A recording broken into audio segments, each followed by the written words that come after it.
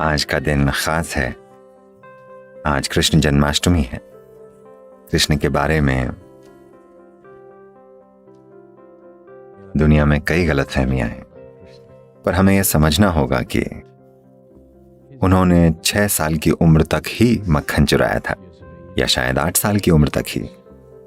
16 की उम्र में जब उनके गुरु संदीपनी ने उन्हें याद दिलाया कि उनके जीवन का उद्देश्य क्या है, तो वो तुरंत वृंदावन से चले गए और कभी वापस नहीं आए। वो कभी भी अपने रिश्तेदारों या वहां की लड़कियों या लड़कों से मिलने उस इलाके में कभी नहीं गए। सब वहीं खत्म हो गया। 16 की उम्र में वो चले गए। जब वो जा रहे थे, आज राधे कृष्ण कहा जाता है। कृष्ण से पहले राधे आती हैं, क्योंकि उनका प्रेम, उनकी अंतरंगता और उनका रोमांस पूरे भारत की संस्कृति में, पूरे उपमहाद्वीप की संस्कृति में कुछ इस तरह समा गए कि हम कृष्ण राधे नहीं कहते, हम कहते हैं राधे कृष्ण। पर 16 साल की उम्र में कृष्ण ने राधे को आखिरी बार देखा, उसके बाद कभी नहीं देखा। 16 की उम्र में वो जाते समय वो बोले ये बांसुरी मैं तुम्हारे लिए बजाता था, अब मैं जा रहा हूं और वापस नहीं आऊंगा, तो एक भेंट के रूप में तुम जो प्रेम से इतनी सराबोर हो, मैं ये बांसुरी तुम्हें दे रहा हूं और मैं फिर कभी बांसुरी नहीं बजाऊंगा। और उन्होंने फिर कभी बांसुरी नहीं बजाई। उसके बाद से राधा ने बांसुरी बजाई। 16 के बाद उन्होंने कभी बांसुरी नहीं बजाई। 16 से 21 तक वे ब्रह्मचारी बनकर रहे। उन्होंने संन्यास लिया, ब्रह्मचारी बने और जबरदस्त साधना की। इसके बाद उनका पूरा जीवन राजनीतिक प्रक्रिया और आध्यात्मिक प्रक्रिया का मिलन करवाने के लिए समर्पित था। ये बातें कभी बताई नहीं जाती कि भारत के उत्तरी मैदानों में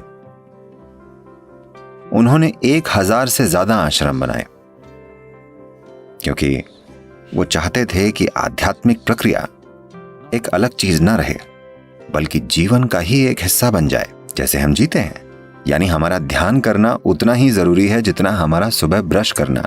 वो चाहते थे कि आध्यात्मिक प्रक्रिया एक दिखावटी चीज ना हो, बल्कि जीवन का एक अहम हिस्सा बन जाए। खास तौर से देश के उन सारे राजाओं के लिए जो तब अखंड भारत का एक हिस्सा होते थे। तो उन्होंने पूरी तरह से समर्पित और प्रतिबद्ध जीवन जिया। पर आमतौर पर लोग सोचते हैं कि उन्होंने बस मक्खन खाया, बांसुरी बजाई और लड़कियों के साथ नाचे। नहीं, उनका जीवन ऐसा नहीं था। पर यह भी एक तो मुझे एक कहानी सुनानी चाहिए। कृष्ण अपने रास के लिए जाने जाते थे। रास शब्द का मतलब है रस। ज्यादातर लोगों के जीवन में सबसे बड़ी समस्या यह है कि उनमें रस नहीं है, बल्कि हार्मोन है। उनमें जीवन का रस नहीं है, यानी जीवन ही नहीं है, जीवन की तीव्रता नहीं है। तो रास यानी जीवन का रस, शरीर का नहीं है, बल्कि जीवन का। क्योंकि शरीर के रस कम ज्यादा होते रहते हैं, वो समय समय पर बदलते रहते हैं। पर वो बात कर रहे हैं जीवन के रस की। तो पूर्णिमा की रात के नृत्य को रास कहते थे, क्योंकि वो जीवन के रस से भरा हुआ होता था। वो रात की हार्मोनल पार्टी नहीं होती थी, न तो वो शराबियों की पार्टी थी, वो कामुक लोगों की पार्टी नहीं थी। ये उनकी पार्टी होती थी जो जीवन के आनंद से भरपूर थे, तो उसे रास कहा जाता था। ये रास मशहूर हो गया। जिन्होंने उनमें हिस्सा लिया या देखा, उनकी वजह से रास की बातें फैलने लगी। शिव ने, जो हिमालय क्षेत्र में रहते थे, इसके बारे में सुना कि यमुना के तटों पर कुछ अद्भुत हो रहा है, तो वो देखना चाहते थे। क्योंकि वो रास करने वालों में से नहीं है, वो तांडव करते हैं। आंखें बंद हों तो उन्हें आसपास का कुछ पता ही नहीं होता। वो नाचते हैं तो उनके आसपास कोई नहीं होता, ना आदमी ना औरत। वो वहां हो ही नहीं सकते। वो ऐसा नाचते हैं।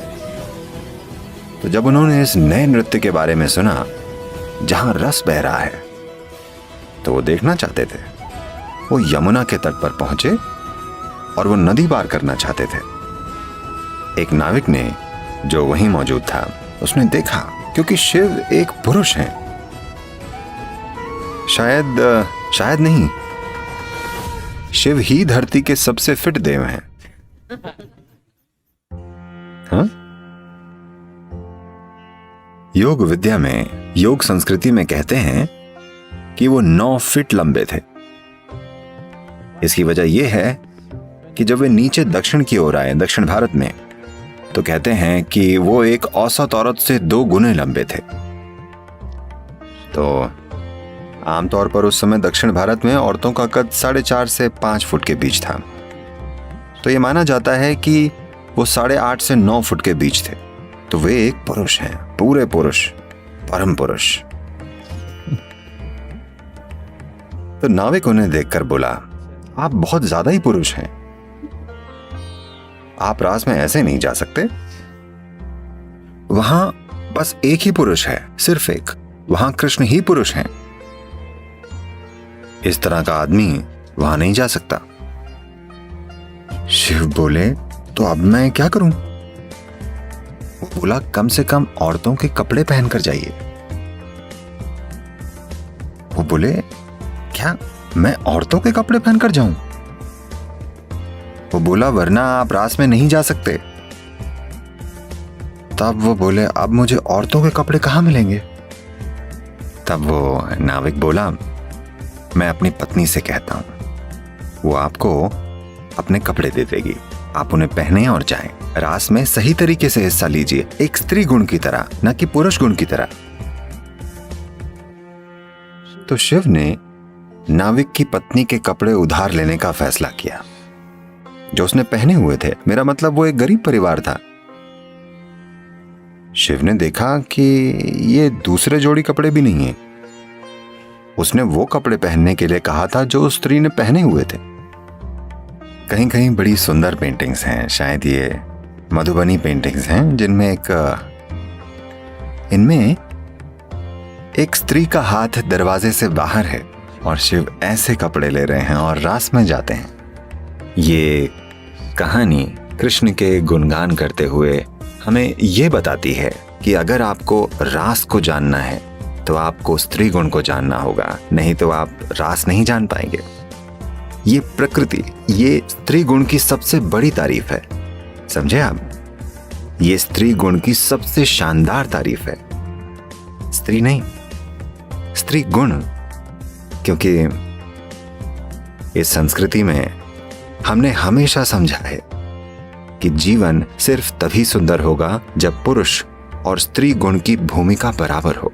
आज हम ऐसी दुनिया बना रहे हैं जिसमें स्त्री गुण खत्म किया जा रहा है। आज सफल होने के लिए औरत को आदमी जैसा बनना पड़ता है, वरना कोई चांस नहीं है कि वो आज की दुनिया में सफल हो पाएगी।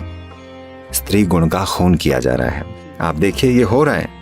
आप दुनिया में कहीं भी जाएं, अब सामान्य बातचीत में भी लोग बिल्कुल पहले जैसी बातें नहीं करते। अब वो मौसम की भी बातें नहीं करते जैसे पहले करते थे।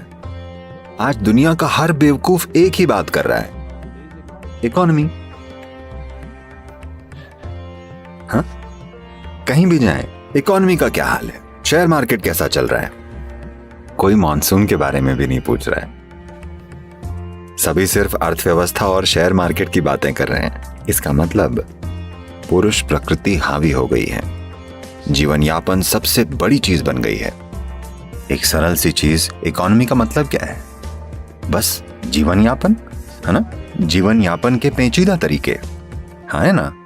जीवन यापन का प्रोसेस, भोजन कैसे मिलेगा, ये कैसे करें, वो कैसे करें, कैसे कुछ बना लें, ये जीवन यापन हुआ।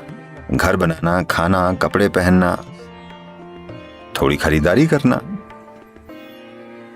ये जीवन यापन है ना? अब हम बस जीवन यापन की ही बात कर रहे हैं, क्योंकि स्त्री गुण काफी हद तक दूर कर दिया गया है। कम से कम घरों में इसे रखें। बाहर समाज में तो ये काफी हद तक खत्म है। पुरुष गुण ही सब कुछ है। तो आज कृष्ण जन्माष्टमी है। यहाँ उनका संदेश ही ये है। वो ये कह रहे हैं कि अगर समाज में स्त्री गुण ना हो तो असल में जीवन भी नहीं होगा। हम आदमी या औरतों की बातें नहीं कर रहे हैं, हम नर मादा की बात नहीं कर रहे हैं। हम दो मूल गुणों की बात कर रहे हैं, पुरुष गुण और स्त्री गुण। तो कृष्ण का जीवन स्त्री प्रकृति का उत्सव है, क्योंकि पुरुष प्रकृति तो हर हाल में जाहिर होगी, यही उसका स्वभाव है। पर स्त्री प्रकृति को पोषित करना होगा, वरना वो खत्म हो जाएगी। चट्टानें वैसे भी होंगी पर फूल नहीं होंगे, हमें उन्हें पोषित करना होगा, है ना? हाँ, धरती पर चट्टानें वैसे भी होंगी, मौसम कैसा भी हो, तापमान कुछ भी हो, चट्टानें हमेशा होंगी। फूलों को देखभाल चाहिए, देखभाल नहीं होगी तो कोई फूल नहीं बचेगा। चट्टानों से आप कुछ बना सकते हैं, फूलों से आप क्या बनाएंगे? कुछ नहीं। बात बस इतनी सी है कि जीवन में काम आना ही सब कुछ नहीं होता।